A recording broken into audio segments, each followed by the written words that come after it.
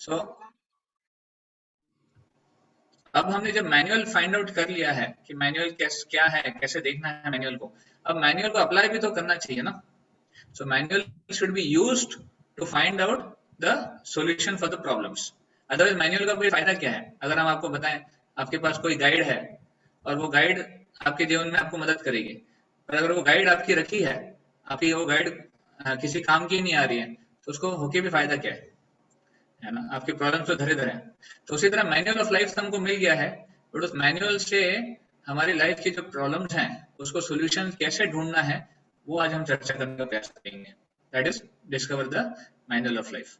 So will begin with short prayers. You can also fold your hands and you can pray. ओम अज्ञानतिमिरन्धस्य ज्ञानाञ्जनशलाकया चक्षुरुन्मिलितं येन तस्मै श्रीगुरवे नमः। नमो विष्णुपादाय कृष्णप्रेष्ठाय भूतले श्रीमते भक्तिवेदान्त स्वामिन् इति नामिने। नमस्ते सारस्वती देवे गौरवाणी प्रचारिणे निर्विशेष शून्यवादी पाश्चात्य देशतारिणे। जय श्री कृष्ण चैतन्य प्रभु नित्यानंद श्री अद्वैत गदाधर श्रीवासादि गौर भक्त वृंद। हरे कृष्ण कृष्ण कृष्ण हरे हरे, हरे राम राम राम हरे हरे। हरे कृष्ण। तो अगर भक्त लोग अपना कैमरा ऑन कर सकते हैं तो वो ज्यादा सही रहेगा।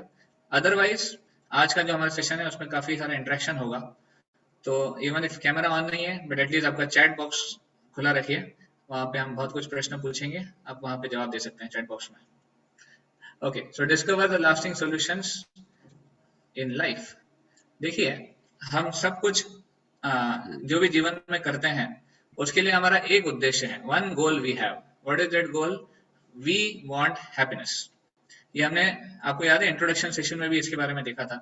What ever we are doing for happiness. हम जो कुछ भी जीवन में कर रहे हैं, अल्टीमेट हमारा उद्देश्य क्या है? सुख की प्राप्ति। और कितना सुख चाहिए हमको? If I ask you how much happiness do you want? This much, this much, this much. कितना चाहिए? You want this much happiness. कोई नहीं कहेगा कि मुझे थोड़ा सा ही चाहिए या फिर थोड़ा सा ही चाहिए, इतना चाहिए जितना हाथ में बैठ। So everybody wants unlimited happiness, but हमारा प्रैक्टिकल एक्सपीरियंस क्या कहता है? क्या हमको अनलिमिटेड हैप्पीनेस मिलता है क्या? अनगिनत सुख हमें मिलता है इस जीवन में? कितने लोगों को लगता है कि हमें बहुत जीवन में बहुत ज्यादा सुख है, प्रभु जी हमको अभी ज्यादा सुख नहीं चाहिए, थोड़ा दुख दे देंगे ज्यादा अच्छा रहेगा? How many of us feel like that? No one, no one. हर कोई यही प्रार्थना कर रहा है कि कैसे दुख कम हो। करेक्ट? हर कोई यही प्रार्थना कर रहा है कि कैसे जीवन में और सुख बढ़े और जीवन में समृद्धि बढ़े, शांति बढ़े। करेक्ट? तो सुख चाहिए इतना है, राइट? सुख चाहिए है इतना, बट मिलता कितना है? चुल्लू भर भी नहीं मिलता है। और फिर उसी खोज में हमारे जीवन का प्रयास चलता रहता है। We are trying to struggle, we are working hard and we are suffering also. तो जीवन में क्या दुख है जो हमें परेशान किए हुए हैं? क्यों हमको सुख का अनुभव नहीं हो पा रहा है ना? What is the problem and how to find out the solution for that problem? What is the temporary solution, what is the permanent solution? That will try to see today. Will my slide show?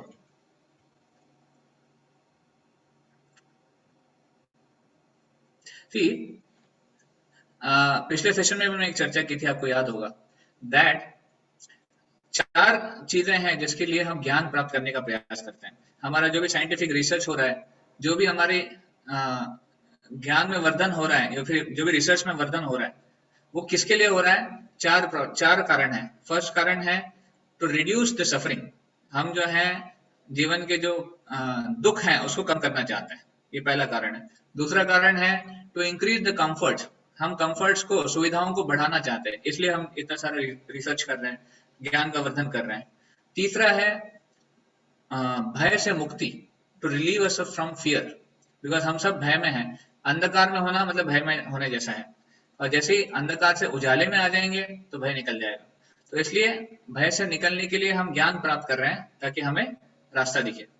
और चौथा कारण है एक जिज्ञासा, just for wanting to know दुनिया में क्या है क्या नहीं है। तो ये 4 कारण है जिसकी वजह से ज्ञान प्राप्त करते हैं। और ज्ञान प्राप्त करने में हमने देखा शब्द प्रमाण ही सबसे सही तरीका है। तो अगर सही में हमें अपनी समस्याओं को कम करना है, कंफर्ट्स को बढ़ाना है, तो पहले समस्याओं को, एक अंदर एक बाहर समस्याएं क्या है ये जानना जरूरी है। What are the real problems है। In our life and how to find एक गया है एक अंदर temporary permanent solution for that.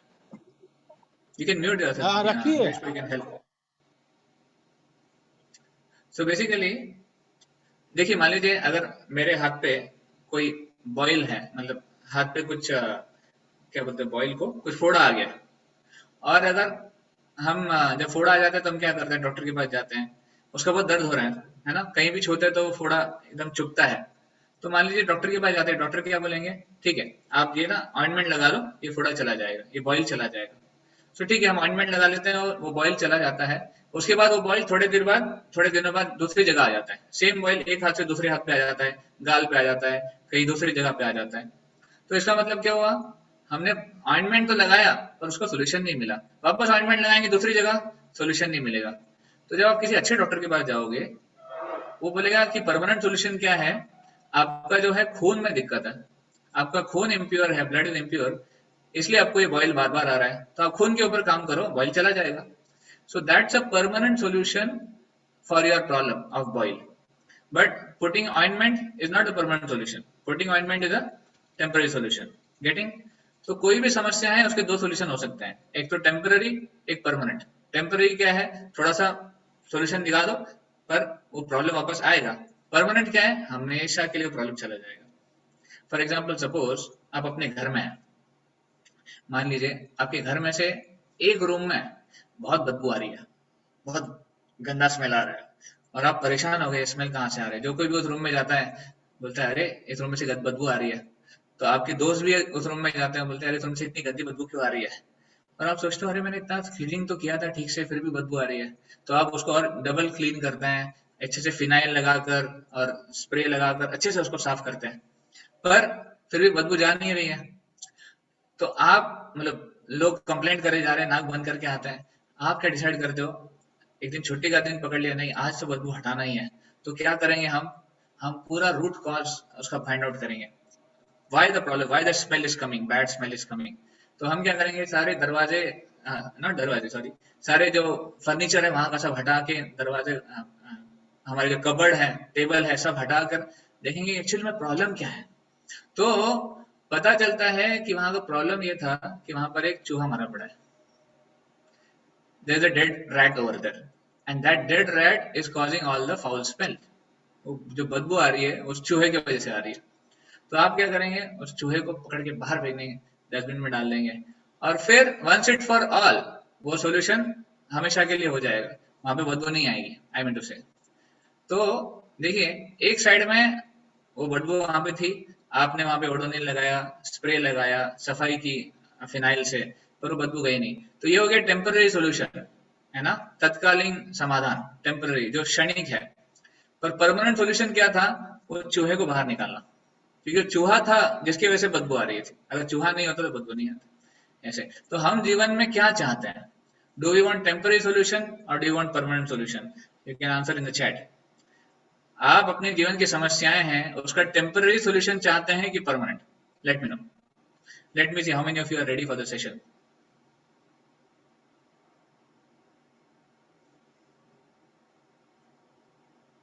Permanent, okay, हर कोई कह रहा है परमानेंट।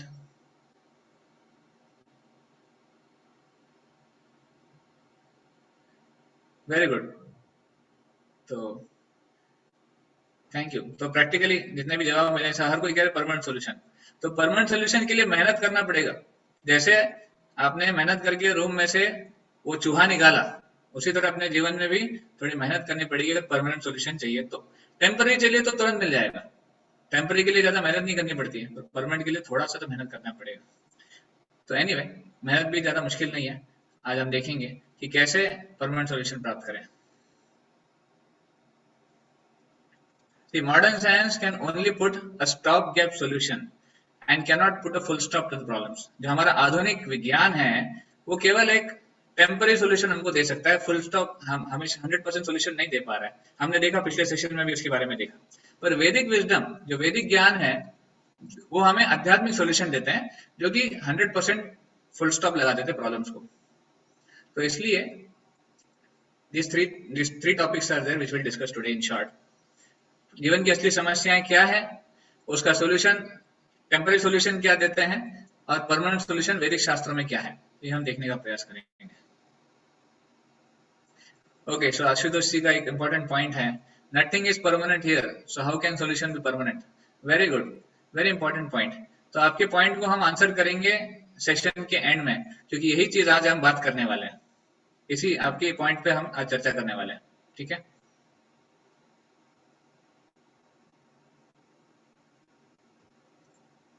ओके। तो what are the real problems of life. अच्छा देखिए, अभी हम पहले आइडेंटिफाई तो करें कि हमारे जीवन में समस्याएं क्या हैं, हम किस समस्याओं से जूझ रहे हैं, क्या वो सही में समस्याएं हैं कि नहीं है। Let's identify.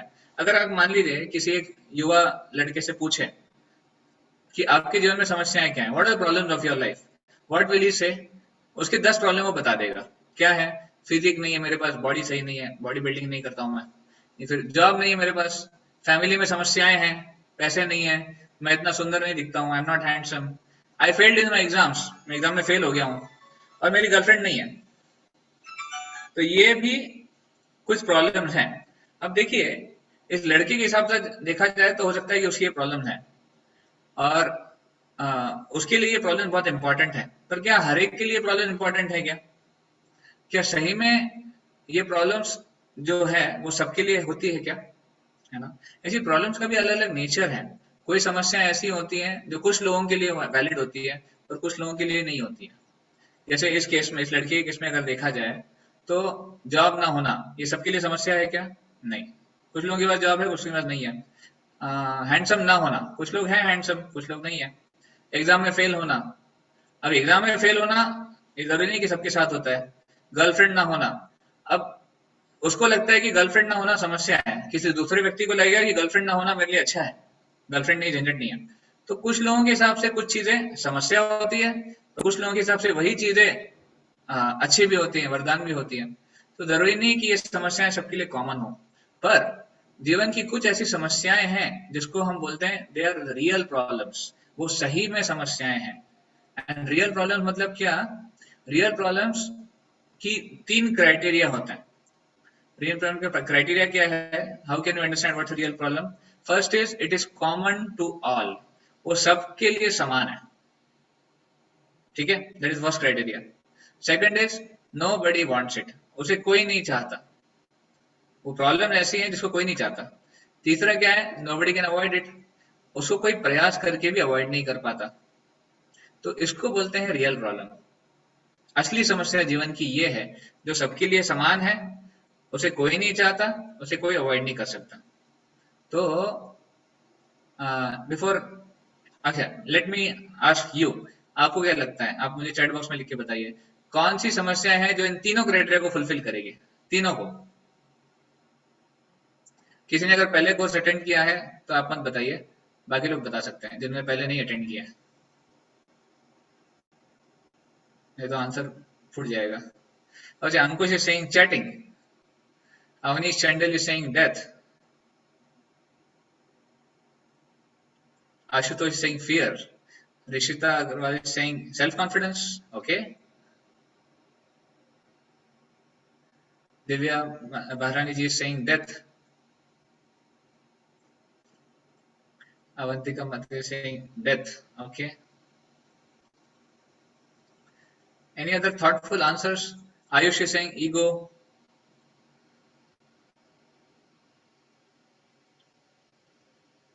Birth, death, old age, disease. Sushi Mishra ji saying AJ कह रहे हैं disease. Okay. Okay, good. So nice options we got. So let us see.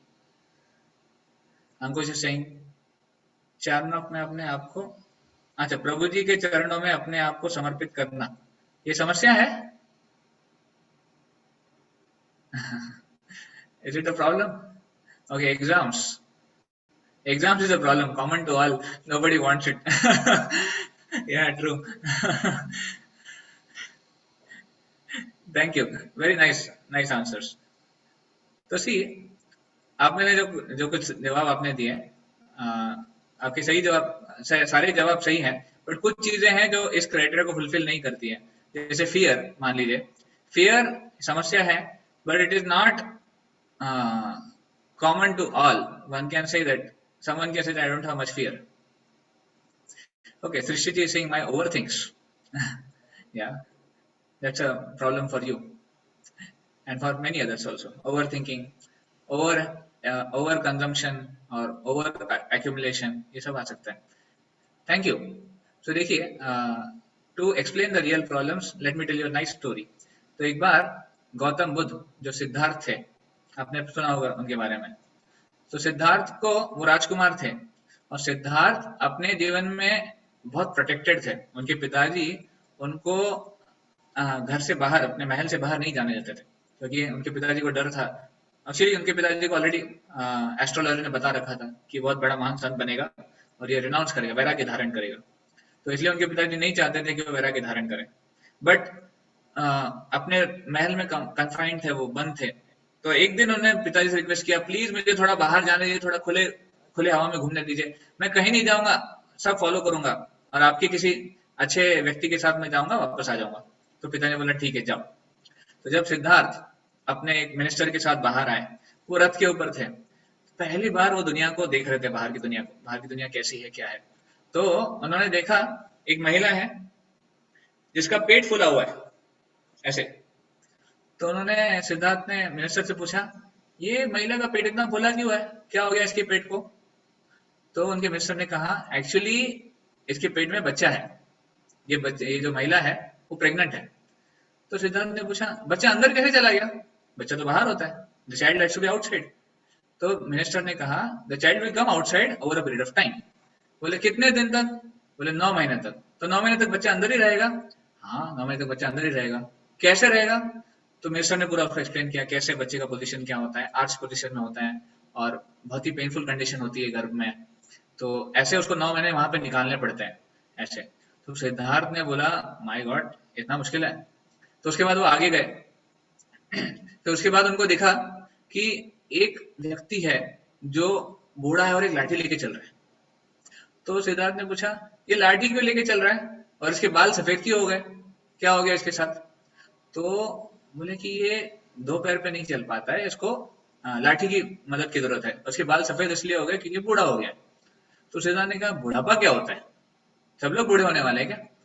तो उसने बोला, हाँ हर कोई बूढ़ा होने वाला है। बोले मैं भी बूढ़ा होने वाला हूँ। मिनिस्टर कहते हैं, हाँ आप भी बूढ़े होने वाले हो, एक एज के बाद हर एक को लाठी लेनी पड़ती है, दांत चले जाते हैं, बाल सफेद हो जाते हैं, बाल पक जाते हैं, ऐसे होता है। तो उनको शौक लग गया कि सबके साथ ऐसे होने वाला है, कुछ सालों में ही होने वाला है। और आगे जाते हैं तो वहां पर उसको एक व्यक्ति दिखता है जो खांस रहा होता है, बुरी तरह खांस रहा होता है। तो सिद्धार्थ उनसे पूछते हैं, इसको क्या हो गया, ये क्यों इतने ऐसे ऐसे कर रहा है। तो मिनिस्टर ने बोला, actually he is having a disease, उसको बीमारी हो गई है जिसकी वजह से वो खांस रहा है। तो सिद्धांत में, बीमारी क्या होती है और ये किसके साथ होती है। बोले सबके साथ बीमारियां होती है, बीमारियां अलग अलग प्रकार की बीमारियां हैं, हर एक को कोई ना कोई बीमारी होती है, लाइक दैट। तो सिद्धार्थ समझ गए और आगे गए। वहां पर उन्होंने देखा कि एक व्यक्ति को स्ट्रेचर के ऊपर ले जाया होता है, और वहां पर उस स्ट्रेचर के ऊपर लोग उसके पीछे से चल रहे होते हैं और थोड़ा शोक शोक अवस्था में होते हैं। तो सिद्धार्थ पूछते हैं, ये वहां स्ट्रेचर के ऊपर क्यों सोया है, वो घर में, वो अपने बेड पे क्यों नहीं सोया। तो बोले एक्चुअली वो सोया नहीं है, वो मर गया है। तो सिद्धार्थ बोलते, ये मृत्यु क्या होती है। तो मिनिस्टर ने बताया, ये मृत्यु जीवन के उपरांत सबको मरना होता है, सबको इसी तरह जाना होता है, और ये स्टेट सबके साथ आती है। तो सिद्धार्थ ने बोला, हाँ मैं भी मरने वाला हूँ। तो उसने बोला, हाँ आप भी मरने वाले हो एक दिन। तो तब सिद्धार्थ को पता चला कि ये समस्याएं इतनी जटिल है कि सबके साथ होने वाली हैं। And then of course when he came back he renounced the world later on. So that Siddharth became known as Gautam Buddha. तो टू आपके सारे जवाबों को कोइंसाइड करने के लिए, ये जो कॉमन प्रॉब्लम्स हैं, जो common to all, nobody wants it, nobody can avoid it, ये 4 समस्याएं मेन कौन सी हैं, जन्म, मृत्यु, जरा और व्याधि, right. These are the 4 problems as all of you mentioned: birth, disease, old age and death. Now आप देखिए, ये चार चीजें ऐसी हैं जो कोई नहीं चाहता, सबके लिए समान है, पर कोई इसको अवॉइड भी नहीं कर सकता। ठीक है, बाकी प्रॉब्लम जो हमने मेंशन करी, छोटी मोटी प्रॉब्लम, हो सकता है कि वो कुछ लोगों के लिए है, कुछ लोगों के लिए नहीं है। तो पर ये जो चार प्रॉब्लम्स हैं ये सबके लिए है, और ये जीवन की असली समस्याएं गीता में बताई गई है। भगवत गीता में भगवान कहते हैं, जन्म मृत्यु जरा व्याधि दुख दोषानुदर्शनम। भगवान नॉलेज के अलग अलग पैरामीटर्स बताते हैं गीता में, what is called as knowledge. तो भगवान कहते हैं गीता में, जो व्यक्ति समझता है जन्म मृत्यु जरा व्याधि ये दुख और ये दुख की समस्याएं हैं, या फिर ये दुख के कारण है, ये हमारे जीवन की समस्याएं हैं, वैसा व्यक्ति बुद्धिमान है। So he is an intelligent person as per Gita. The person who understands that birth, disease, old age and death are sources of misery. He is an intelligent person. क्यों? Because देखिए, बुद्धिमानी इसी में है कि अपने फ्यूचर को समझें और फ्यूचर के लिए प्लान करें। That is real intelligence. It's not कि फ्यूचर को आंखें बंद कर छुप के हम फ्यूचर एस्केप कर देंगे। Can we escape future just by closing eyes to it? No, not possible. That's why keeping the eyes open and understanding what is the future, हमें उसके लिए प्रयास करना चाहिए, उसके ऊपर काम करना चाहिए, है ना। तो one by one will try to see. देखिए, जन्म क्यों समस्या बताई गई है, तो जैसे हमने डिस्कस किया, जन्म के समय बहुत पीड़ा होती है माता के गर्भ में। एक्चुअली हालांकि ये बहुत ही सेक्रेड एक्टिविटी है, और प्रत्येक जीवात्मा जो भी दुनिया में आता है वो इसी प्रक्रिया से आता है। इसलिए ये हम नहीं कह रहे कि जन्म देना गलत है, बट जन्म अपने आप में एक मिजरी है, ये गीता में भगवान ने कहा है। बिकॉज अगर आप प्रैक्टिकली भी देखें, आज शास्त्रों में भी वर्णन है और मेडिकल साइंस ने भी इसको स्टडी किया है कि माँ के गर्भ में बच्चे की अवस्था बहुत विकट होती है। बच्चे को एक छोटे से चेम्बर में रखा जाता है, माँ का गर्भ कितना बड़ा होता है, तो उस छोटे से चेम्बर में बच्चे को इतने महीनों के लिए रहना पड़ता है। वहां पे उसको वहीं पे भूख प्यास लगती है, वहां पे वो तड़पता है, वहीं पे जो कीटाणु हैं, जो भी जर्म्स हैं, उसको काटते हैं, उसको वहां पे परेशान करते हैं, और ऐसी पीठ उसकी ऐसी अवस्था में होती है, इट्स लाइक आर्च, जैसे हम धनुष जब खींचते हैं आर्च की तरफ, तो उस तरह वो बच्चे को ऐसे रहना पड़ता है उस अवस्था में। और उस जटिल अवस्था में उसको वहां पर कभी माता ने अगर कुछ गलत खा लिया तो उसका असर बच्चे के ऊपर होता है। The child has to suffer for everything coming from the mother also, and there only in that area only he passes stool and urine, सब वहीं पे मल मूत्र त्याग करते हैं और इस प्रकार वो परेशान रहते हैं। इनफैक्ट शास्त्र यहाँ तक बताते हैं कि जो बुद्धिमान जीवात्माएं होती हैं वो माँ के गर्भ में प्रार्थना करती है भगवान से, that my dear Lord please take me out of this situation, मुझे इस स्थिति से बाहर निकालो, ये अनटॉलरेबल हो रहा है मेरे लिए, अगर आप मुझे बाहर निकालेंगे तो मैं प्रॉमिस करता हूँ मैं आपकी भक्ति करूंगा। ऐसा भी होता है, बट ऑफ कोर्स बाहर आने के बाद माया के प्रभाव के कारण the material energy is so strong he forgets his promise also and is not able to continuous devotional service. इसलिए जन्म को एक समस्या बताई गई है ऐसे। हाँ, जो अंदर जो गैस्ट्रिक फायर है माँ का, वो उसको परेशान करता है। वो सडनली जब माँ यहाँ से वहां हिलती है, जो भी मूवमेंट उसको होते हैं उसकी वजह से उसको जोल्ट लगता है, उसको अंदर झटका लगता है ऐसे। तो इस प्रकार की उसकी स्थिति होती है। एक छोटा सा वीडियो है, मे बी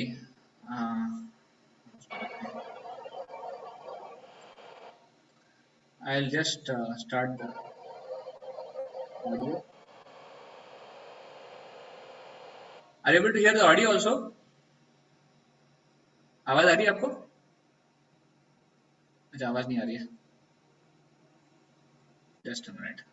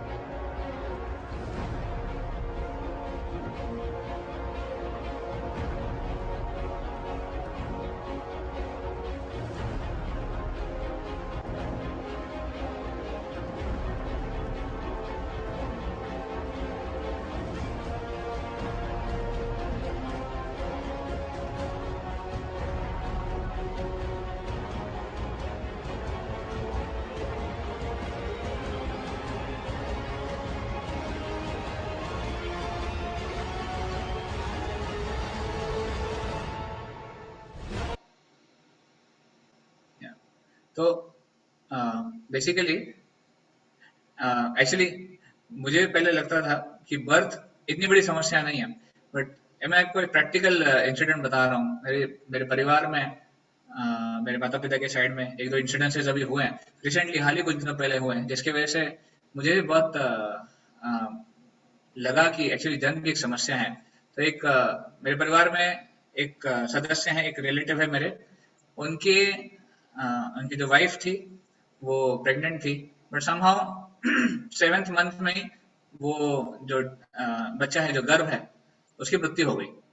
तो बाद में जब डॉक्टर्स ने देखा उसकी मृत्यु कैसे हो गई, तो बेसिक उनको ये पता चला कि वो गर्भ में ही जो यूम्बिलिकल कॉर्ड है वो उसके गले में उसके 3 राउंड आ गए और उसकी वजह से उसकी मृत्यु हो गई। तो हालांकि ये बहुत ही दर्दनाक सिचुएशन है, बट मैं इसको इस प्रकार देख रहा था कि सही में ये सिचुएशन कितनी वॉलेटाइल है, मतलब ये जो बर्थ का जो प्रोसेस है वो भी कितना सफरिंग देने वाला है, पीड़ा देने वाला है। इसलिए शास्त्रों में इसको दुख बताया गया है, शास्त्रों में इसको मना किया गया, नहीं चाहिए। इसलिए जब बच्चा बाहर आता है तो बहुत रोता है, क्योंकि हम नहीं जानते कि वो किस चीज से गुजर के अभी आया हुआ है। हम तो खुशी मनाते हैं जब बच्चे जन्म लेते हैं, पर उनके लिए बहुत पीड़ा होती रहती है, वो जिस स्थिति से आए हैं। तो ये पहली समस्या है, जन्म। तो सेकंड समस्या जो हमने देखा, ओल्ड एज, बुढ़ापा। अभी आपको एक्सप्लेन करने की जरूरत नहीं है बुढ़ापा समस्या क्यों है, आप सब जानते हैं। बुढ़ापा किसको चाहिए होता है? Old age, does anybody want old age? Does anybody wants to be happy? Nobody wants to be happy. I'm sorry. Does anybody want to get old? Nobody wants to get old. Old is the age where everything changes. जो भी हमारी expectation होती है हमारी जवानी में, वो सब एक प्रकार से फेल हो जाती है। जब हम युवा अवस्था में होते हैं हमको लगता है हमारे साथ कुछ होगा नहीं, हम एकदम हमेशा की तरह इसी तरह फिट रहेंगे, इसी तरह हमारा शरीर रहेगा, इसी तरह हम कार्य करते रहेंगे, will keep on acting like this. But that doesn't goes true. Eventually, by the passage of time, everybody has to become old and everybody has to grow weak, है ना? जैसे देखिए, जो बड़े जो बुद्धिमान हैं या फिर जो बड़े बड़े ताकतवर लोग हैं, वो भी बुढ़ापे में उनका जो शरीर है वो वीक हो जाता है, फ्रजाइल हो जाता है। Nobody wants to get old, है ना? कोई बुढ़ा नहीं दिखना चाहता। अगर किसी को बोल दो अरे दादाजी किसी को बोल दो या फिर बूढ़े किसी को बोल दो, तो उसको बहुत बुरा लग जाता है, ईगो को हर्ट हो जाता है ना? तो पूरे जो कॉस्मेटिक इंडस्ट्री है ना, पूरा जो मेकअप इंडस्ट्री है वो उसके ऊपर ही चल रहा है। लोग बूढ़ा दिखना नहीं चाहते हैं और मेकअप कर कर लोग अपने शरीर को और जवान दिखाना चाहते हैं। They want to hide their age. क्यों? क्योंकि अगर मैं बूढ़ा दिखूंगा तो लोग क्या कहेंगे, लोग क्या सोचेंगे? That's becomes a question. That's why this whole cosmetic industry is flourishing. तो ये रियलिटी है टाइम का। टाइम से हर कुछ नष्ट होने वाला है एक्चुअली। तो इसलिए हमें अपनी युवावस्था में हमें भ्रम में नहीं रहना चाहिए कि सब कुछ ऐसे ही रहेगा, अच्छा खासा रहेगा। Most people spend their lives wrapped up in rushing to and fro.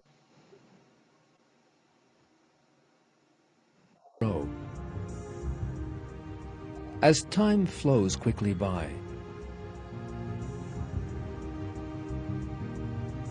days, months, and years rush by in the blink of an eye. Yet for some reason, people try to ignore this fact.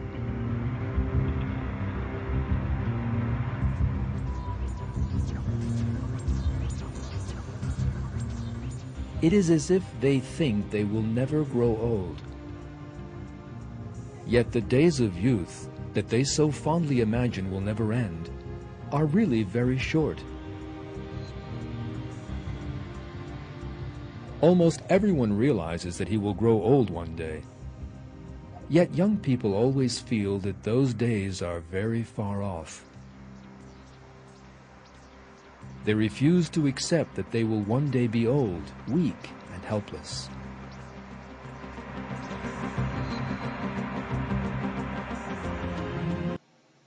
है ना? ये बात बिल्कुल सही बता रहे हैं। Actually जब हम युवा अवस्था में होते हैं हम कभी नहीं सोचते कि हमारा शरीर भी इस प्रकार जीर्ण हो जाएगा, है ना, बुढ़ापा आ जाएगा या फिर वृद्धपन आ जाएगा। And although we know it's a fact, time is going to pass and everything is going to get grow old, but still we don't want to accept that fact. हमारी इग्नोरेंस इसी में है कि हम उसको एक्सेप्ट नहीं करना चाहते हैं ऐसे।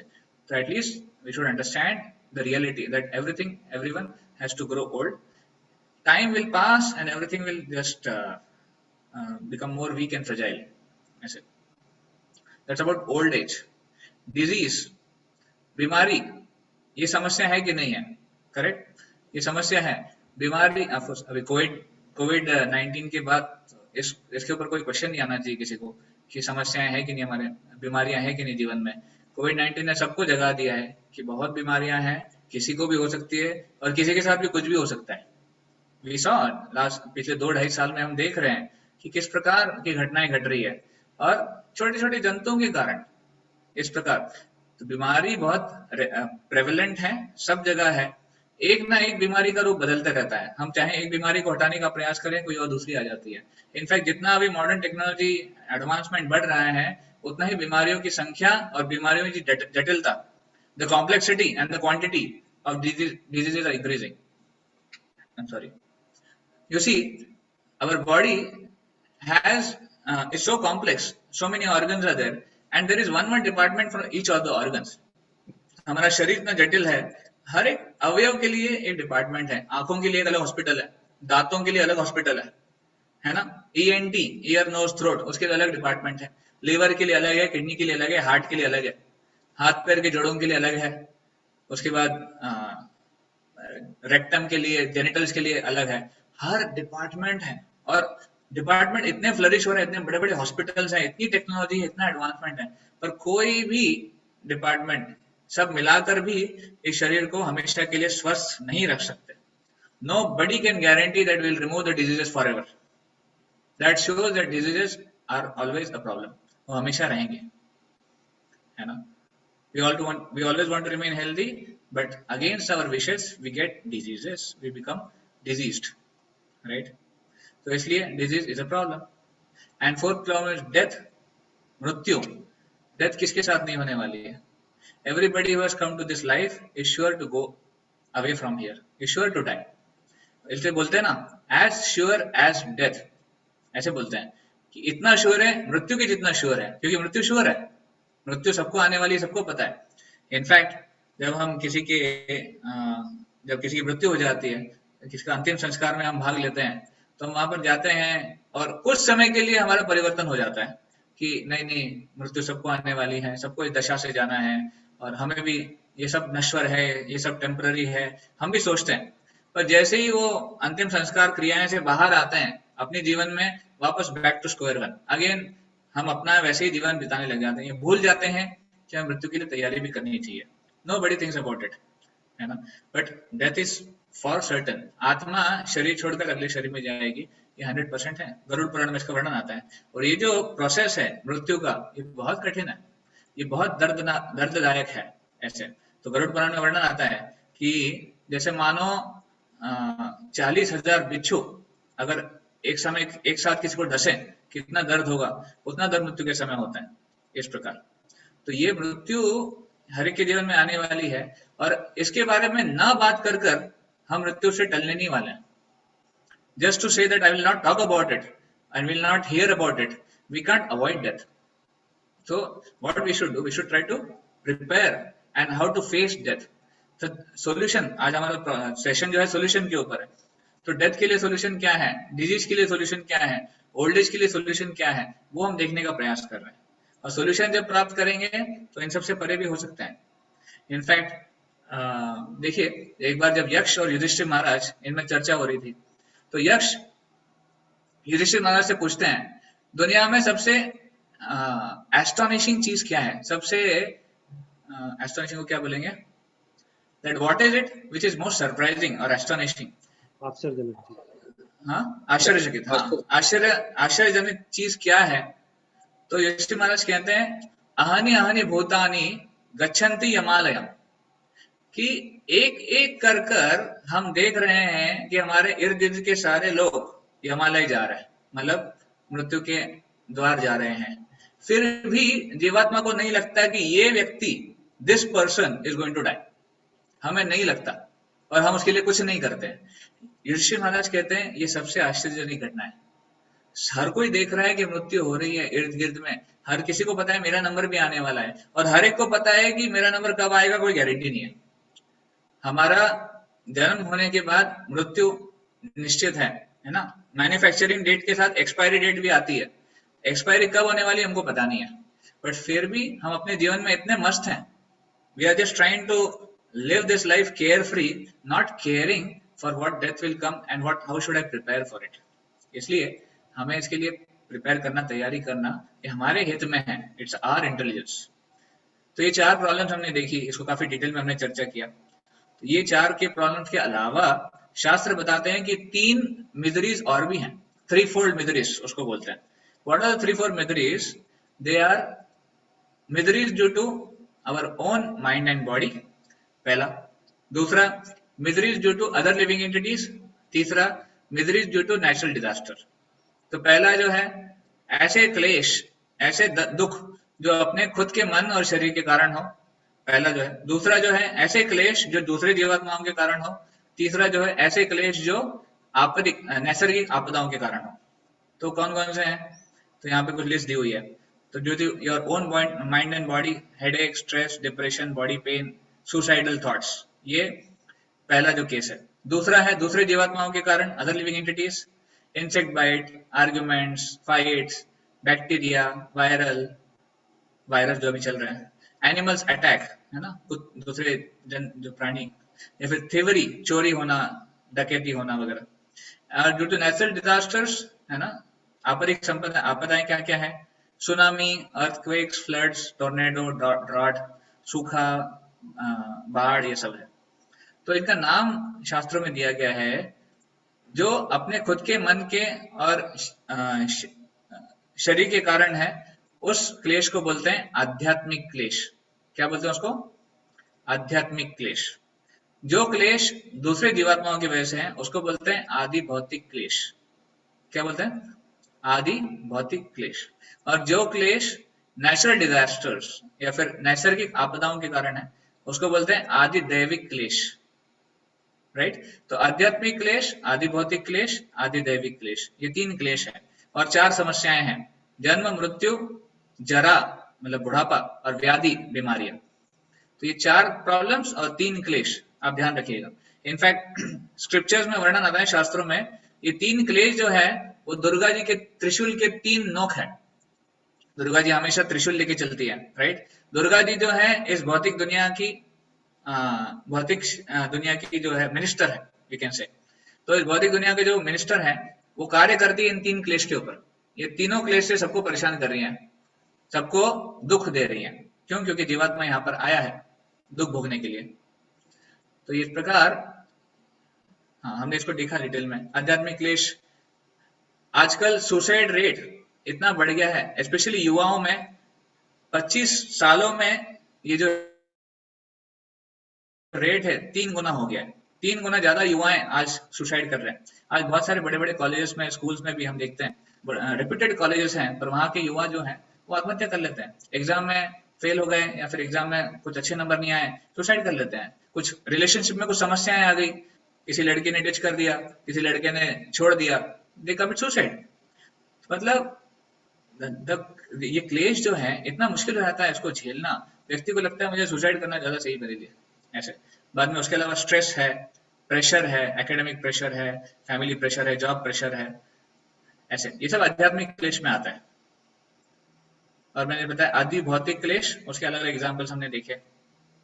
और यह आदि दैविक क्लेश ड्यू टू नेचुरल डिजास्टर्स, है ना, जो नैसर्गिक आपदाएं बहुत जगह होता है।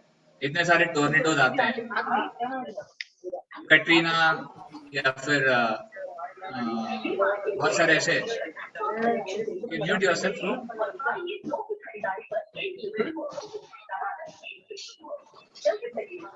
नीरज को कैन म्यूट।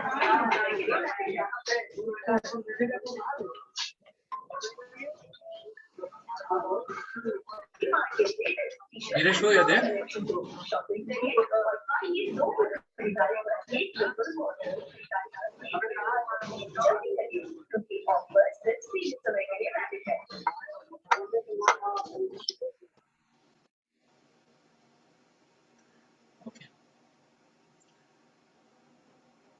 तो ये बता रहा था बहुत सारी नेचुरल की आपदाएं आती हैं, कहीं पे बाढ़ आ जाती है, कहीं पे सूखा आ जाता है, और इतना तहस नहस हो जाता है उसके कारण पूरी जो है, पूरी जो लोग वहाँ के घर टूट जाते हैं, लोग बिखर जाते हैं, हजारों लोगों की मृत्यु हो जाती है एक साथ। तो ये आदिदेवी क्लेश कहलाता है।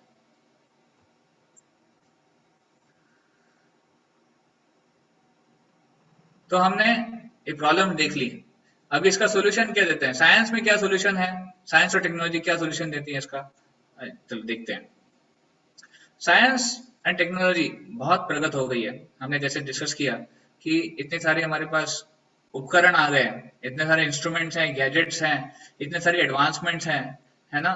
हर चीज में बड़े बड़े ऑपरेशन हैं, बहुत जटिल जटिल ऑपरेशन भी कर लेते हैं आजकल। हार्ट ट्रांसप्लांटेशन हो जाता है, किडनी ट्रांसप्लांट हो जाता है, लिवर ट्रांसप्लांट हो जाता है, और सक्सेसफुली कुछ चीजें हैं जो हमने हासिल कर ली है।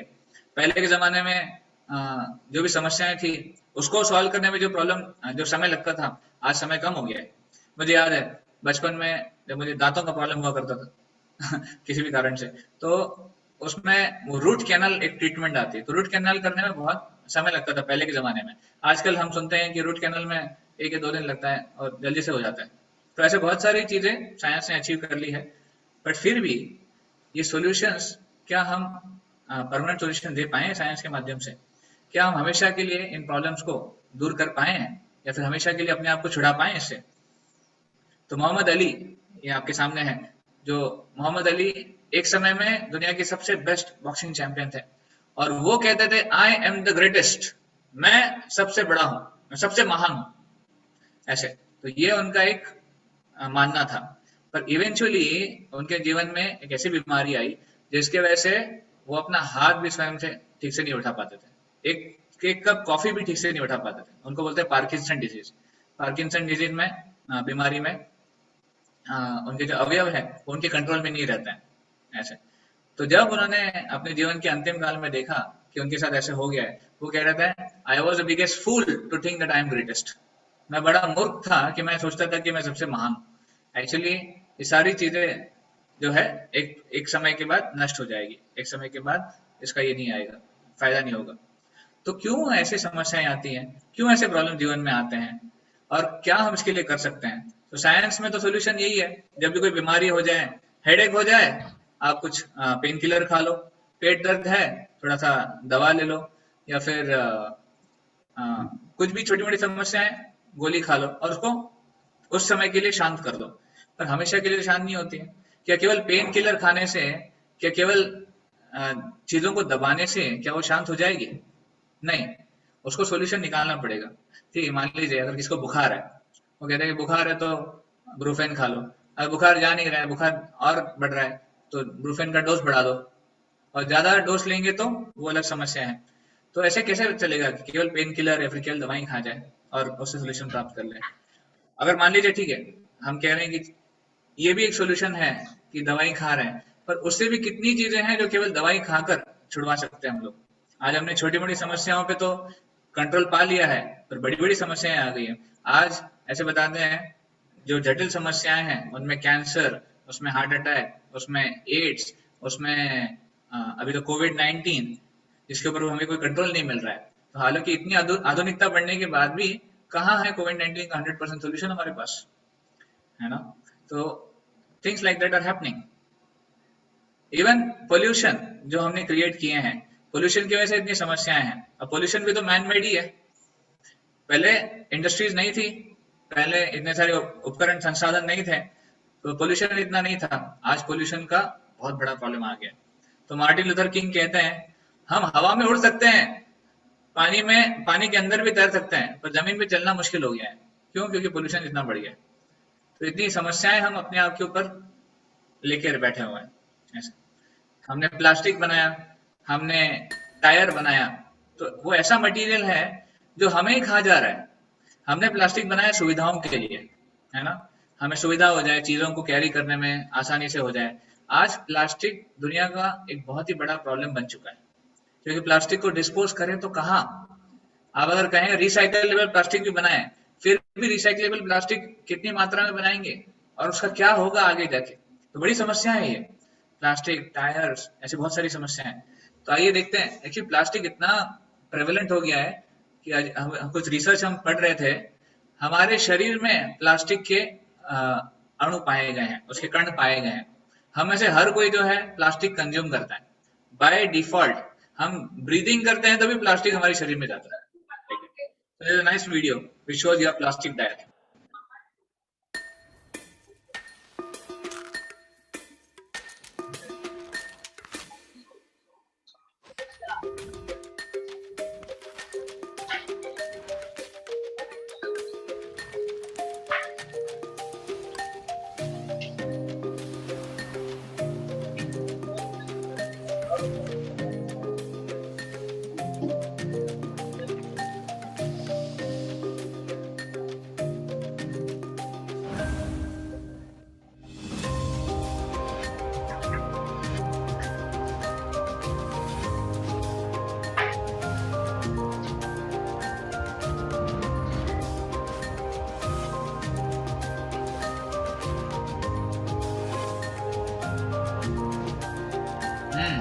देखिए, आज बहुत सारे जो लोग जागरूक हो रहे हैं, इसके प्रति की वो जागरूकता रख रहे हैं कि कैसे हम प्लास्टिक को कम करें। लोग इसके ऊपर बहुत चर्चा कर रहे हैं, रिसर्च कर रहे हैं कि अपने आप को प्लास्टिक फ्री कैसे रखा जाए, क्योंकि समस्या बन गई है। एनीवे, हमारा डिस्कशन प्लास्टिक का नहीं है, बट हम इसके ऊपर डिस्कस कर रहे हैं कि हमने आधुनिकता बनाई, हमने आधुनिकता बढ़ाई और हम सॉल्यूशन प्राप्त करना चाह रहे थे, पर जो सॉल्यूशन हम प्राप्त करना चाह रहे हैं उससे समस्याएं बढ़ रही हैं, सॉल्यूशन नहीं मिल रहा है। जो हमको सॉल्यूशन लगता है वो बड़े समस्याओं को जन्म दे रही है। इसलिए गीता में भगवान कहते हैं, आद्यंतवंत कौन्तेय दुःखयो न मते। वो जो दुख है वो ज्यादा बढ़ते जा रहा है। और देखिए, जब व्यक्ति अज्ञानता में होता है, अज्ञानता में किया गया कोई कार्य वो बड़ी समस्याओं को जन्म देता है। तो क्योंकि हम नहीं जान रहे हैं आज हमारी समस्या क्या है, हम अज्ञानता में सॉल्यूशन निकालने का प्रयास कर रहे हैं, उसको समाधान देने का प्रयास कर रहे हैं, और उसकी वजह से जो समाधान हम दे रहे हैं वो समाधान बड़ी प्रॉब्लम कर देता है। हमारे पास सुविधाएं नहीं थी जाने के लिए, हमने गाड़ियां बनाई, गाड़ियां बनाने के बाद पोल्यूशन बड़ा प्रॉब्लम हो गया। आज पोल्यूशन इतना बड़ा प्रॉब्लम है, उसकी वजह से लोग बहुत जल्दी बीमार पड़ जाए। एक एवरेज लाइफ स्पैन जो शहरों में रहते हैं, उनका एवरेज लाइफ स्पैन 10 से 15 साल तक घट गया है। क्यों? क्योंकि वो पोल्यूशन इनहेल करते हैं, प्लास्टिक खाते हैं, मतलब बाय डिफॉल्ट प्लास्टिक जाता है, पोल्यूशन जाता है उनके शरीर में। तो हमने सॉल्यूशन तो बनाया पर प्रॉब्लम्स बढ़ा दी। इस प्रकार हर फील्ड में अगर आप देखेंगे हमारे सॉल्यूशन काम नहीं किया। For example you see, science has invented bombs that can blast. हमने बहुत सारे मिसाइल बनाए, बॉम्ब्स बनाए, विध्वंस करने वाली चीजें हमने बहुत बनाई हैं जो नष्ट करती हैं। पर क्या हमने कुछ ऐसी चीज बनाई है जो कुछ क्रिएट कर सके, जो प्रोटेक्शन करे, या फिर जो किसी अच्छे सृष्टि की या फिर उत्पत्ति को कारण हो? नहीं। आज दो देश लड़ रहे हैं, या फिर दो समाज लड़ रहे हैं, या फिर दो लोग लड़ रहे हैं। विध्वंस के लिए सारी सुविधाएं हमारे पास गन्स है, मिसाइल्स है, न्यूक्लियर वेपन्स है, आजकल कंट्रोल्ड है। अगर आप एक बटन दबाओगे तो पूरी दुनिया नष्ट हो जाएगी। ये सब है। इवन हम देखते हैं डे टू डे लाइफ में भी हम लोग इलेक्ट्रिक बैट बनाए है ना मतलब आप बुरा मत मानिएगा अगर आपको यूज करते हैं तो, बट एक प्रकार से वो क्या है, वो इलेक्ट्रिक बैट जो है वो मच्छरों को मारने के लिए होती है, वो उसको मार डालती है। अब मच्छर ने हमको क्या थोड़ा सा परेशान किया था, हम मच्छरों को दूर करने के लिए कुछ कर सकते हैं, बट मारना ये तो थोड़ा ज्यादा हो गया। उसके अलावा हम बेगॉन स्प्रे बनाते हैं, हम चूहों को और उसको मारने के लिए कुछ पॉइजन बनाते हैं, मनुष्य को मारने के लिए मिसाइल बनाते हैं। तो विध्वंस की वस्तुएं हम बनाते जा रहे हैं, बट जन्म देने के लिए कुछ नहीं कर पा रहे ऐसे। तो इसलिए हम एकत्रित आने का छोड़कर हम दूर बढ़ते जा रहे हैं। समाज में एकजुटता आने का छोड़कर हम बड़े दुश्मन बनते जा रहे हैं। So that is our solution, ये हमारे सोल्यूशन है, और इसको हम बोलते हैं टेक्निकली एडवांस्ड। हम प्राउड, एक देश अपने आप को गर्व करता है कि इसके पास ये मिसाइल है, दूसरा देश भी बड़ी मिसाइल बनाता है, उसको भी अपना गर्व होता है कि मेरे पास इससे बड़ी मिसाइल है। तो है क्या, अल्टीमेटली मिसाइल ही है ना, अल्टीमेटली कुछ आपने कुछ अच्छा तो काम नहीं किया। तो इसलिए ये टेम्पररी सोल्यूशन है। तो देखिए नेचर क्या है टेम्पररी सोल्यूशन का, जैसे हमने डिस्कस किया। ओल्ड एज है, बूढ़े हो गए हैं, बाल सफेद हो गए, तो क्या करो, हेयर डाई इस्तेमाल कर लो। या फिर व्रिंकल आ गए चेहरे पे, तो क्या करो, फेसलिफ्ट इस्तेमाल कर लो। बैक पेन है, स्टमक पेन है, तो क्या करो, पेन किलर यूज कर लो। और ब्रेथलेसनेस है तो ऑक्सीजन लगा लो, तो ये सोल्यूशन है। पर ये सुपरफिशियल सोल्यूशन है, ये रूट सॉल्यूशंस नहीं है। अगर मान लीजिए कोई अगर डॉक्टर के पास जाता है, पेट खराब है मेरा, पेट दर्द हो रहा है, डॉक्टर ने आपको पेन किलर दे दिया, फिर भी पेट खराब है, और दूसरा pain killer high dose pain killer दे दिया, पर उसको समाधान नहीं मिल रहा है। फिर वो किसी आयुर्वेदिक डॉक्टर के पास जाता है, मान लो आयुर्वेदिक डॉक्टर कहता है कि भाई आपने कल क्या खाया था, तो वो बोलता है कि कल ना मैंने रात में पिज्जा खा लिया था या फिर कुछ खा लिया था। तो आयुर्वेदिक डॉक्टर बोलता है कि आपको इंडाइजेशन हो गया है, तो आपको पहले डाइजेशन ठीक करना होगा, उसकी दवाई हम देते हैं। तो पेट दर्द का कारण हो सकता है इंडाइजेशन हो, पर वो एक्सटर्नली दवाई खाकर दर्द को दूर करने का प्रयास कर रहे हैं। तो आप मुझे बताइए परमानेंट सोल्यूशन कौन सा है? पेट को साफ करना परमानेंट सोल्यूशन है कि केवल दवाई खाना परमानेंट सोल्यूशन है? नेचुरली पेट को साफ करना, करेक्ट। तो इसी तरह like that only we are all very much into this temporary solution game. जो भी आधुनिकताएं हम यूज करते हैं ना, it's part of temporary solution. Now see, temporary solution can fool for some time, but how long? जो temporary solution है हमको मूर्ख बना सकती है कुछ दिनों तक, पर कब तक? किसी ना किसी दिन तो रियलिटी सामने आएगी ना। आप कितना भी बाल सफेद कर लीजिए, आप कितना भी फेस लिफ्ट लगा लीजिए, कभी ना कभी तो लोगों को पता चलेगा ही कि हमारी उम्र क्या है या फिर असलियत क्या है। तो इसलिए भ्रम में रहकर जीने से अच्छा है असलियत में जिया। टेम्पररी सोल्यूशन तो काम नहीं करेगा, एक्सपोज हो जाएगा। जैसे ये जो राजकुमारी थी, इसको लग रहा था कि ये राजकुमार कितना अच्छा है, घोड़ी पे जा रहा है, पर राजकुमार, उसको पता चल गया कि ऐसे वो राजकुमार नहीं है, वो बूढ़ा व्यक्ति है। उसने केवल राजकुमार की तरह कपड़े पहने हुए थे। तो ये रियलिटी एक्सपोज हो जाती है। तो कोई व्यक्ति अपने आप को शेर समझता है और होता है बिल्ली, ऐसे हो जाता है। तो अगर हम ध्यान से अगर देखेंगे ना, तो ये सोल्यूशन, ये जो प्रॉब्लम्स हैं, इसको हमें टेम्पररी सोल्यूशन से सॉल्व करना, ये मूर्खता होगी।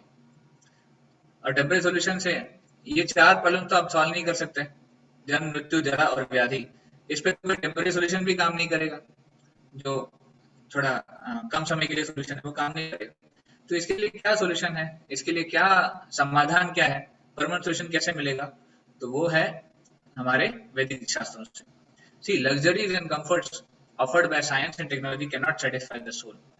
मान लीजिए एक मछली है, इस मछली को आप पानी से बाहर निकाल दीजिए, और पानी से बाहर निकालने के बाद मछली को सारी सुविधाएं दे दीजिए। अब जैसे आपको पिक्चर में दिख रहा है, मछली के पास सिगार है, उसके पास नोट है, उसको बर्गर दिया जा रहा है, उसको मैगजीन दी जा रही है, सुविधाएं सब है भोग करने के लिए, पर क्या मछली उससे खुश होगी? मछली को ये सारी सुविधाएं चाहिए कि क्या चाहिए? You can send me in the chat, आप बताइए। मछली को पानी से बाहर निकाला गया है और सुविधा दी है, तो मछली को एक्चुअल में क्या चाहिए?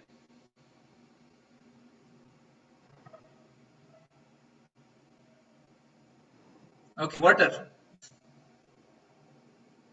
Only two of you. दो लोगों को लगता है कि मछली को पानी चाहिए, बाकियों को क्या लगता है? पानी, वाटर।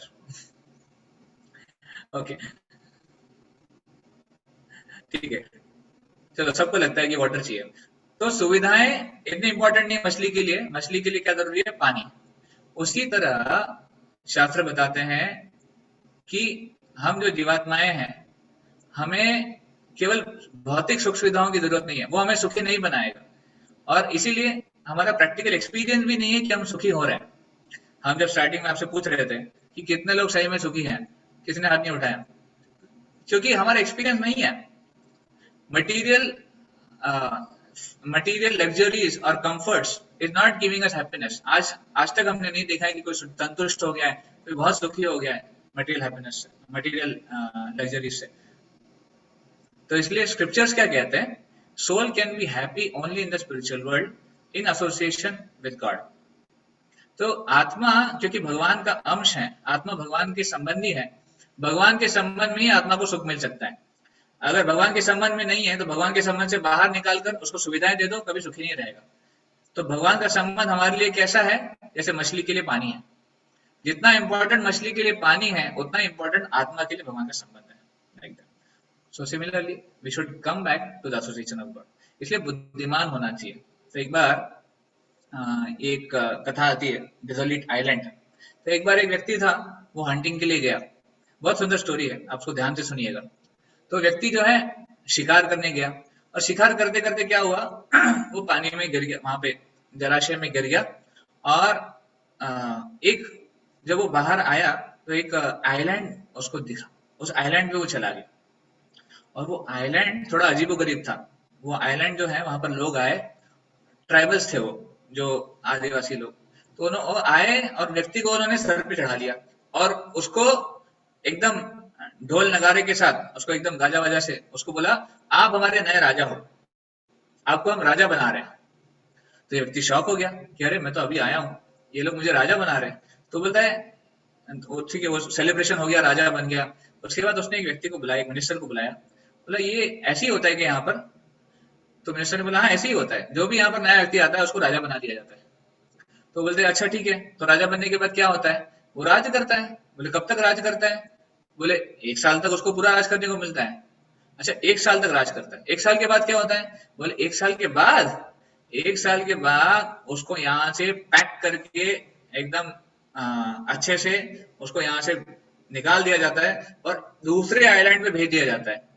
अच्छा दूसरे आइलैंड पे होता क्या है? तो दूसरे आइलैंड पे बोले कुछ नहीं है, वहां पर सूखा है, वहां पे वीरान है, वहां पे जंगली जानवर है, और वहां पर वो उसके टुकड़े टुकड़े कर देते हैं, उसको वहां पे वो मरने के लिए छोड़ देते हैं। तो ये व्यक्ति सोच रहा है अच्छा 1 साल तक ऐसे होने वाला है। तो उसने ये बुद्धिमान व्यक्ति था, इसने क्या किया, 1 साल के लिए राजा बनाए तो चलो ठीक है, उसका फायदा उठाए। तो उसने क्या किया, 1 साल के लिए, 1 साल में उसने उस आइलैंड के ऊपर जहां उसको भेजा जाने वाला 1 साल बाद, वहां पर सारी सुख सुविधाएं प्रोवाइड करवा दी। अपने यहाँ से लोगों को भेजा, वहां पर बिल्डिंग बना दी, वहां पर घर बनवा दिए, महल बनवा दिया, वहां पर सब सुविधाएं प्रोड्यूस कर दी।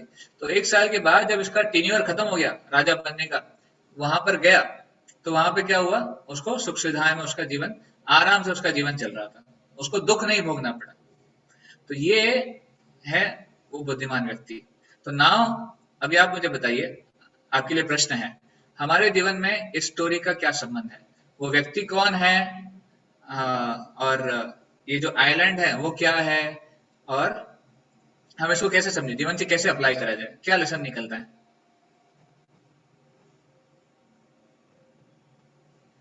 और इंटरेस्टिंग लेसन है, अगर आपने स्टोरी ध्यान से सुनी है तो आपको समझ में आएगा। कोई अगर बोलना चाहते हैं you can raise your hand, हम आपको अनम्यूट करेंगे, आप बोल सकते हैं। आप इस स्टोरी से क्या सीखते हैं?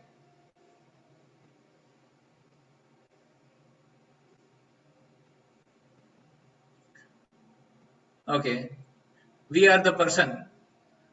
ओके, आशुतोष तिवारी जी बोलना चाहते हैं। ओके ठीक है, मैं आपको अनम्यूट कर रहा हूँ, आप अनम्यूट करके बोल सकते हैं। जी प्रभु जी, हम ही लोग वही राजा हैं, और हमें लगता है कि जिस आइलैंड पे हम लोग आए थे वो जीवन है अपना, और जहाँ जाना है वो मृत्यु के बाद जाने वाली बात। ओके, तो इस व्यक्ति ने जो किया, हाँ इस व्यक्ति ने जो किया, हम क्या कर सकते हैं अपने जीवन में? बस अच्छे कर्म करना है और ईश्वर के सानिध्य में रहना है, जिससे आगे वहां जाकर के उस आइलैंड में वीरानी न मिले। वेरी गुड, थैंक यू, बहुत बहुत धन्यवाद। हाँ एक और मीना जी का हाथ ऊपर है, आप बोलिए, आप अनम्यूट करके बोलिए।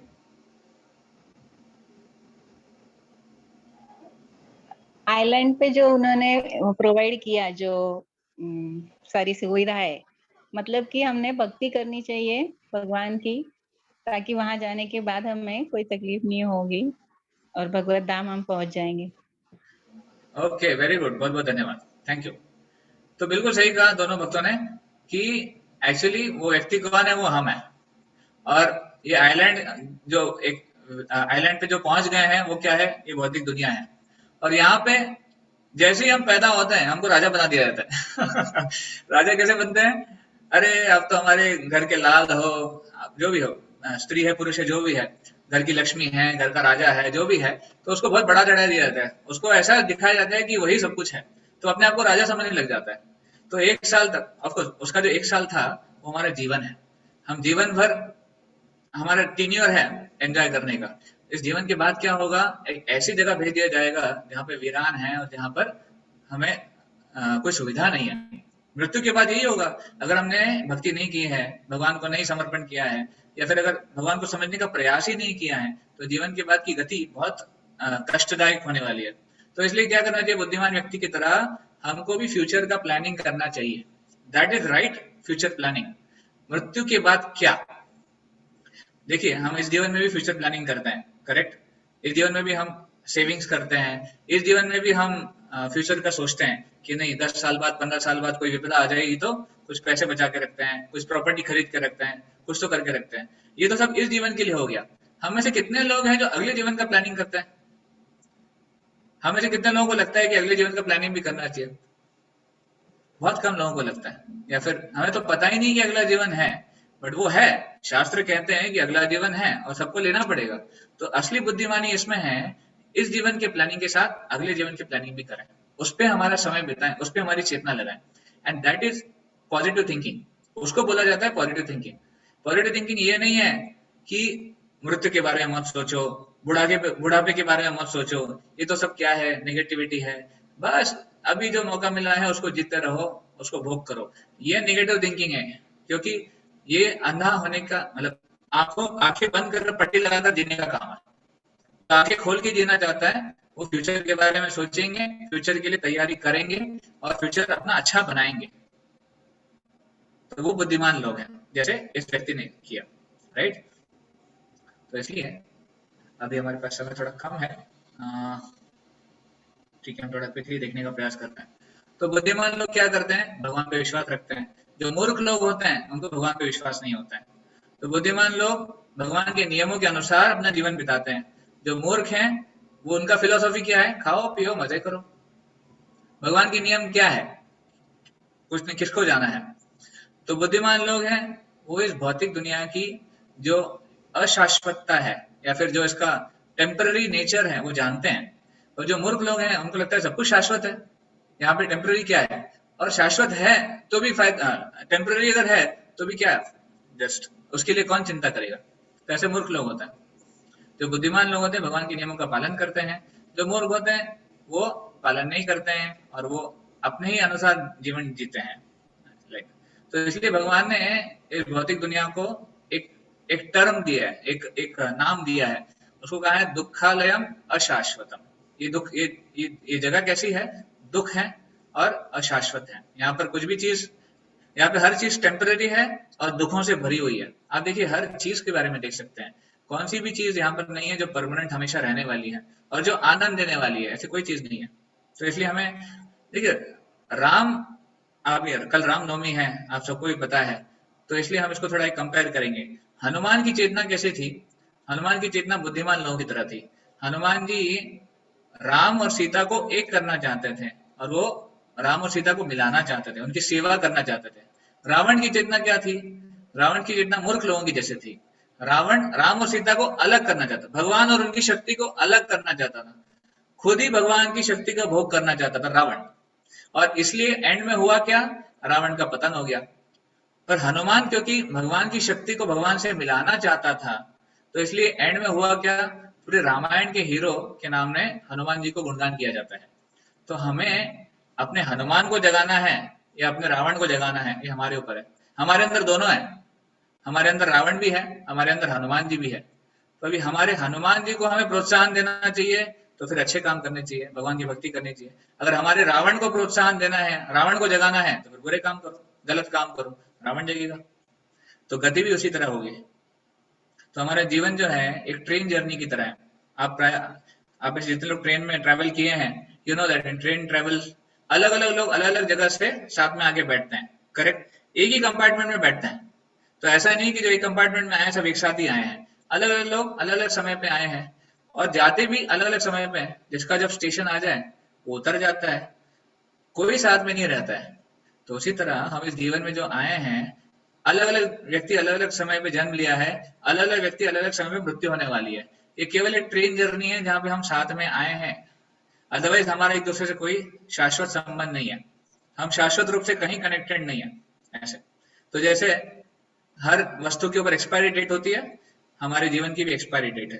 तो ये जो मैं श्लोक आपको बता रहा था, हानि हानि भूतानि गच्छन्ति हिमालयम शेष स्थावरम इच्छन्ति किम आश्चर्यम यतः परम, कि मृत्यु हर किसी की हो रही है, पर जो जीवित है उसको लगता है कि मेरी मृत्यु नहीं होने वाली है। ये सबसे आश्चर्य की बात है।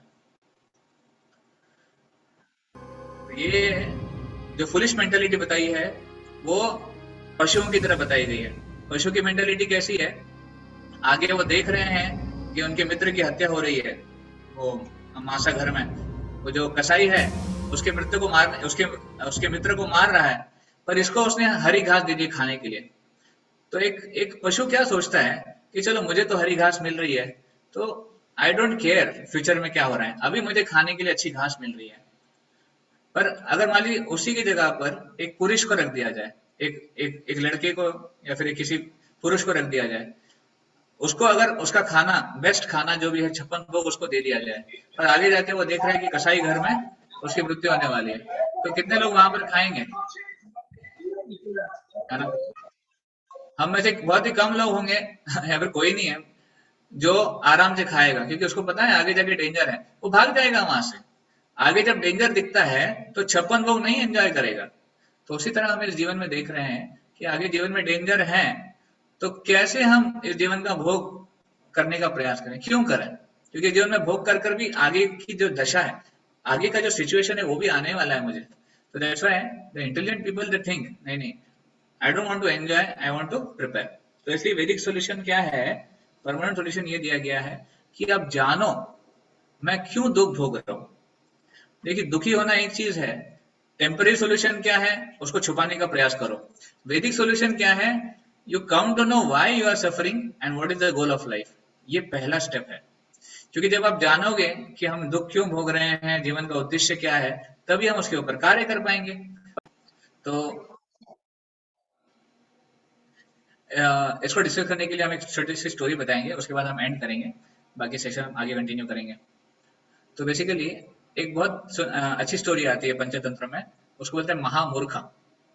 तो महामूर्ख क्या है एक बार एक साधु थे और वो एक राजा से मिलने आए।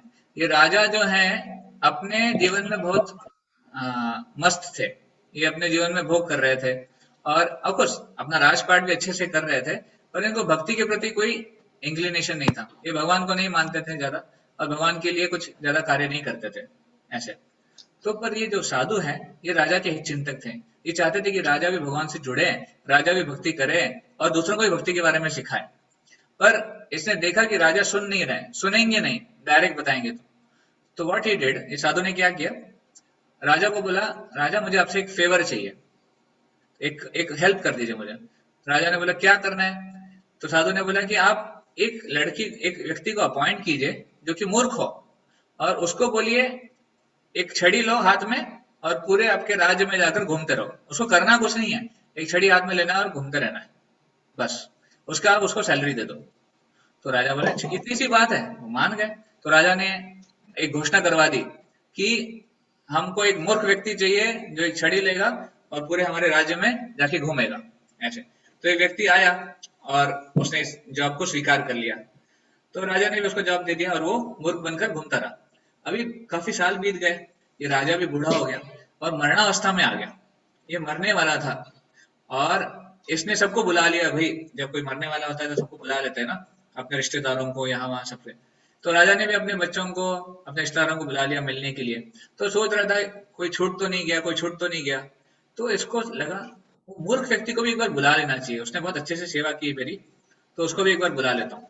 तो राजा ने क्या किया, उस मूर्ख व्यक्ति को भी संदेशा भेजा, उसको बुला लिया। तो मूर्ख आए, मूर्ख ने बोला राजा क्या आज्ञा है आपकी, बताइए।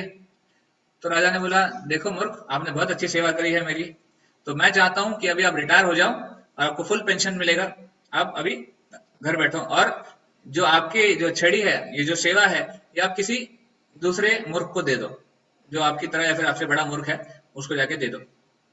तो मूर्ख ने बोला क्यों, क्या हो गया, आप कहाँ जा रहे हो? राजा ने बोला मूर्ख मैं ऐसी जगह जा रहा हूँ जहां से कोई वापस नहीं आता है। तो मूर्ख ने बोला अच्छा अच्छा अच्छा, मैं कुछ आपके लिए थोड़ा सा पैक वगैरह कर दूं, कुछ खाने पीने के लिए, जर्नी में आपको काम आएगा खाना पीना। तो राजा ने बोला अरे मैं वहां पे कोई खाने पीने का नहीं लेके जा सकता, नहीं संभव है। तो बोला अच्छा। मूर्ख ने कहा कि ठीक है, फिर मैं क्या करता हूँ, थोड़ा सा पैसे वगैरह आपके साथ रख लो, रास्ते में काम आएंगे, पैसे रहेंगे तो कुछ खरीदना वगैरह होगा तो ले लो। बोले अरे मैं पैसे भी नहीं लेके जा सकता। बोले अच्छा ठीक है, तो अपनी पत्नी बच्चे उनको तो आप साथ में ले जा रहे हो ना? तो राजा ने बोला अरे मैं एक छोटा सा पिन भी नहीं लेके जा सकता, मैं कुछ नहीं लेके जा सकता मेरे साथ, पत्नी बच्चे दूर की बात है, तुम मूर्ख हो, तुम नहीं समझोगे। तो मूर्ख सोच रहा था कि ऐसी कैसी जगह जा रहा है। तो राजा ने कहा ठीक है, एनीवे आप छोड़ दो, अभी आपने बहुत मेरी सेवा की है, आप जाकर ये जो काम है ये किसी और को दे दो, बड़े मूर्ख को दे दो, और आपको फुल पेंशन के साथ रिटायरमेंट मिल जाएगा। तो मूर्ख ने क्या किया मूर्ख ने जाकर वो छड़ी राजा को दे दी। राजा ने बोला क्या, आपको मैं मूर्ख लगता हूँ? तो मूर्ख बोला हाँ, आप मुझसे बड़े मूर्ख हो। राजा ने बोला कैसे लगते हो, ऐसे कैसे कह सकते हो? तो मूर्ख ने कहा कि देखो राजा, आपने अपना जीवन भर इतना धन संपत्ति अर्जित करने में बिताया, इतना सब कुछ प्रॉपर्टी बनाने में बताया, अपने परिवार वालों का केयर करने में बिताया, पर आप अभी ऐसी जगह जा रहे हो जहां पर ना आप पैसा लेके जा सकते हो, जहां पर ना आप किसी अपनी पत्नी बच्चों के लेके जा सकते हो, आप कोई भी सुविधा नहीं लेके जा सकते हो। तो आपसे बड़ा मूर्ख और कौन है? आपने पूरा जीवन वेस्ट कर दिया, पर आप कुछ भी चीज उसको यूज नहीं कर पा रहे हो। तो राजा ने जब ये सुना, उसका दिमाग खुल गया। राजा को समझ में आ गया ये मूर्ख नहीं है, ये सही में कोई महान व्यक्ति है। तो ऑफ कोर्स फिर उसने उसको क्षमा मांगी, उसको बोला अरे आप कौन हो, आपका आइडेंटिटी बताओ। तो उसने बोला, फिर वो समझ गया, उसने फिर वो मूर्ख व्यक्ति ने बोला एक्चुअली मैं उस साधु का शिष्य हूँ, जो साधु आपके पास आए थे ना सबसे पहले, उनका मैं शिष्य हूँ, उन्होंने मुझे बोला था इस प्रकार सेवा करने के लिए। तो राजा ने उनसे बोला कि आप मुझे बताइए, मार्गदर्शन कीजिए, मुझे क्या करना चाहिए जीवन में। तब उन्होंने उनको सत्कर्म भगवान का मार्ग बताया, उनको सिखाया कि कैसे जीवन का उद्देश्य क्या होना चाहिए। तो इस स्टोरी से हमको क्या समझ में आता है कि हालांकि राजा बहुत अच्छे थे, अच्छे से राज किया उन्होंने, परिवार का भरण पोषण किया, प्रॉपर्टी को बढ़ाया, सब कुछ किया, but finally at the end of the life he was not able to carry even a single penny with him. एक पैसे को भी नहीं लेके जा सकते थे। तो इसलिए वो जीवन एक प्रकार से व्यर्थ हो गया। तो अगर उसी जीवन को भगवान की सेवा में लगाते अलॉन्ग विथ उनकी जो बाकी जिम्मेदारियां हैं, तो जीवन के समय, मृत्यु के समय वो एक संतुष्ट भाव से, संतुष्ट चेतना से जा सकते थे। तो जीवन का उद्देश्य केवल जीना और सुविधाओं को अर्जित करना नहीं है, क्योंकि ये तो जीवन के कुछ काम में नहीं आने वाली है। जीवन का उद्देश्य है भगवान को स्मरण रखते हुए, भगवान को ध्यान रखते हुए चीजों को करना, जो भी हमारी ड्यूटीज हैं, जो भी हमारी रिस्पॉन्सिबिलिटीज है उसका पालन करना। पर हमारा एंड रिजल्ट क्या होना चाहिए? हमको भगवान के यहाँ जाना है, भगवान के धाम जाना है, भगवान से प्राप्ति करनी है, ये हमारे जीवन का उद्देश्य होना चाहिए। और इसलिए स्पिरिचुअल सॉल्यूशन क्या है? To understand that I am not the body, I am a spirit soul. हम जाने कि हम आत्मा है, हम शरीर नहीं है। तो शरीर अगर आत्मा है तो ये शारीरिक जीवन जो है हमारा, वो केवल एक टेम्पररी, एक अस्थायी अवस्था है जिसको हमको छोड़ के जाना पड़ेगा। जैसे भगवद गीता में दूसरे अध्याय के 22 नंबर श्लोक में आता है, वासांसी गृणानि यथा विहाय नवानि गृणाति नरोपराणि तथा शरीराणि विहाय जीर्णानि अन्यानि संयाति नवानि देहि। तो इस प्रकार जब किसी व्यक्ति के कपड़े जब पुराने हो जाते हैं, फट जाते हैं, तो व्यक्ति क्या करता है? उन कपड़ों को त्याग देता है और नए कपड़े ले लेता है। उसी तरह आत्मा पुराने शरीर को त्याग देती है और नया शरीर धारण करती है। तो इसलिए मृत्यु के समय हम शरीर छोड़कर अगले शरीर में जाते हैं, ऐसे।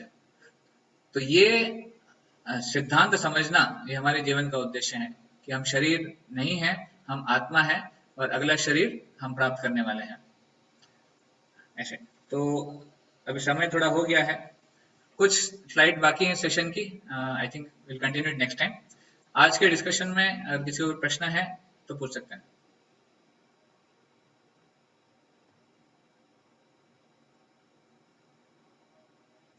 If anybody has any comments or any question, we can ask.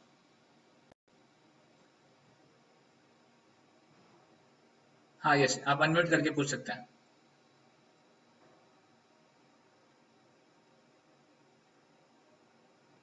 Ashutosh जी। कृष्णा हरे कृष्णा। हाँ, हरे कृष्णा। पर अगर जन्म ही एक समस्या है, तब तो फिर कृष्ण का भी जन्म नहीं होता। Okay, good question. तो देखिए, जन्म एक समस्या है। तो ये जो है जन्म, सवाल पूरा नहीं हुआ, मैं पूछ लेता हूँ। अच्छा, बताइए। ये जन्म लेना जब एक समस्या है, तब तो कृष्ण का भी जन्म नहीं होता। और दूसरी बात कि जब इंसान अपने जन्म का प्लानिंग नहीं कर सकता है तो अपने मृत्यु का प्लान कैसे कर सकता है? Okay, good question. तो ठीक है, मैं एक एक करके जवाब देता हूँ। तो देखिए, जन्म अगर समस्या है तो भगवान का जन्म नहीं हो सकता। बात सही कहा आपने, भगवान कभी जन्म नहीं लेते हैं। भगवान का जन्म लेना भगवान का अवतरण होता है। कृष्ण जब आते हैं तो कृष्ण अवतरण करते हैं, वो जन्म नहीं लेते हैं, वो हमारी तरह नहीं जन्म लेते हैं। हमारे और कृष्ण के जो जीवन है उसमें अंतर है। इसलिए भगवान गीता में कहते हैं, जन्म कर्म चमे दिव्यम एवं यो व्यक्ति तत्वतः त्यक्त्वा देहम पुनर्जन्म नयति मामेति सो अर्जुना, कि मेरा जन्म और मेरे कर्म दिव्य हैं। जो व्यक्ति समझ जाएगा वो इस शरीर को त्यागने के बाद मेरे पास वापस आ जाएगा। तो भगवान का जन्म और भगवान के कर्म दिव्य हैं, हमारा जन्म और हमारे कर्म बाध्य है। We are force to take birth, Krishna comes by his free will. ये अंतर है हमें और भगवान में, ठीक है। और दूसरा, आपका जो प्रश्न था कि जन्म हम जन्म का प्लानिंग नहीं कर सकते तो मृत्यु का कैसे करेंगे। बात सही है, हम जन्म का प्लानिंग नहीं कर सकते, मतलब क्या है, जन्म जो हमें मिलेगा वो हमारे जो डिस्कशन जो भी अधूरा छूट गया है उसमें वो आने वाला था कि जन्म किस आधार पे मिलता है। तो जन्म जो है हमारे कर्मों के आधार पे हमको मिलता है, अगला जन्म जो है हमारे पिछले कर्मों के आधार पे हमें मिलता है। तो मृत्यु का प्लानिंग हम कैसे कर सकते हैं, तैयारी कर कर। मृत्यु कब आने वाली है हम नहीं जानते हैं, पर उसके सामना करने के लिए हम तैयारी कर सकते हैं। तो ये इतना हमारे हाथ में है कि तैयारी कब करनी है। देखिए, एग्जाम आने वाली है, जब बच्चे को पता होता है तो बच्चा पढ़ाई करता है। तो उसी तरह हमारे जीवन में एग्जाम आने वाली है, हमें पढ़ाई करनी है, और वो कभी भी आ सकती है। दैट्स करेक्ट, ठीक है। तो एक चैट में प्रश्न आया है सुशी मिश्रा जी का, प्रभु जी जब कोई भी रिलेशनशिप शाश्वत नहीं है तो हम संबंध बनाते ही क्यों हैं? तो बेसिकली हमारा इस भौतिक दुनिया में कोई शाश्वत संबंध नहीं है। हमारा शाश्वत संबंध एक ही है, वो है भगवान से। हम सबका शाश्वत संबंध भगवान से है, और बाकी जो सब संबंध है उसको बोलते हैं इट्स अ रिलेटिव ड्यूटीज। जो हमारी इस जीवन की जो ड्यूटीज है, इस जीवन के जो संबंध है, जैसे इस जीवन में कोई हमारे माता पिता हैं, इस जीवन में कोई हमारे भाई बंधु हैं, इस जीवन में कोई हमारे मित्र हैं, इस जीवन में कोई हमारे पति पत्नी हैं, बच्चे हैं। तो ये एक रिलेटिव रिलेशनशिप्स हैं, पर जो हमारा एक्चुअल रिलेशनशिप वो भगवान से है। तो यहाँ पे हम संबंध इसलिए बनाते हैं कि इस जीवन में अच्छे से हम एक परिवार में रहकर, एकजुट रहकर भक्ति कर सकें।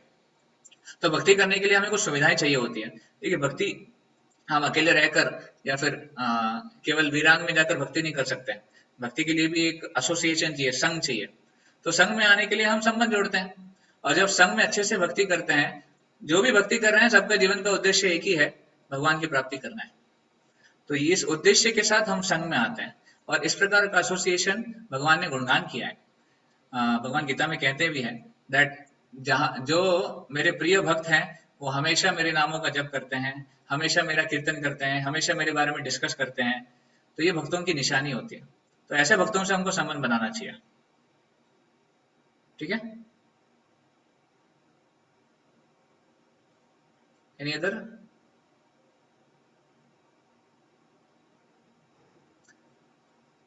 यस आशुतोष जी।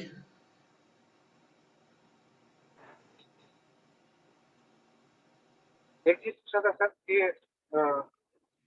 जैसे अगर जन्म ही समस्या है तो इंसान किसी भी जन्म में प्रभु की शरण में आता है तो वो किसके लिए आता है, कि उसे मोक्ष की प्राप्ति हो, उसे फिर से जन्म ना लेना पड़े। तो इंसान अगले जन्म की तैयारी क्यों करेगा जब इस जन्म में हरि का कीर्तन करने लगेगा? करेक्ट, बात सही है। तो इसलिए अगला जन्म हमको ऐसा लेना है कि हम भगवान के धाम में हमारा अगला जन्म हो, हम यहाँ से इस भौतिक दुनिया से परे हो जाए। तो आप सही कह रहे हो, अगले जन्म जो हम अगले जन्म की बात कर रहे हैं वो इस धाम का नहीं है। एनीवे, इसके बारे में हमने चर्चा नहीं की क्योंकि वो अगले सेशंस में आएंगे हमारे। आध्यात्मिक जगत क्या है, भौतिक जगत क्या है, अभी तक हमने डिस्कस नहीं किया है। वो जब डिस्कस करेंगे तब हम उसके बारे में बात करेंगे। Okay, alright, so thank you very much. बहुत बहुत धन्यवाद आप सबका ज्वाइन करने के लिए हमारे सेशन में। और एज अ पासिंग नोट मैं आप सबको बता दूं, आप सब जानते ही हैं कि कल 10 तारीख है, कल 10 अप्रैल है, रामनवमी का बहुत ही विशेष पर्व है। तो आप जहाँ कहीं भी हैं, अगर आप कानपुर में हैं तो मंदिर आ सकते हैं भगवान के सुंदर दर्शन, अभिषेक, कीर्तन, प्रसाद के लिए। या फिर अगर आप भारत भर में कहीं भी हैं, वहाँ पे इस्कॉन के टेम्पल्स हैं, तो आप जा सकते हैं, दर्शन प्राप्त कर सकते हैं। या फिर अगर मंदिर नहीं है तो आप ऑनलाइन कानपुर से जो शाम को जो भगवान का अभिषेक और प्रोग्राम होने वाला है उसका दर्शन कर सकते हैं। So try to celebrate Ramnavami in a very nice consciousness and get the blessings of Lord Ram. हरे कृष्णा। बहुत बहुत धन्यवाद। हरे कृष्ण। हरे कृष्णा।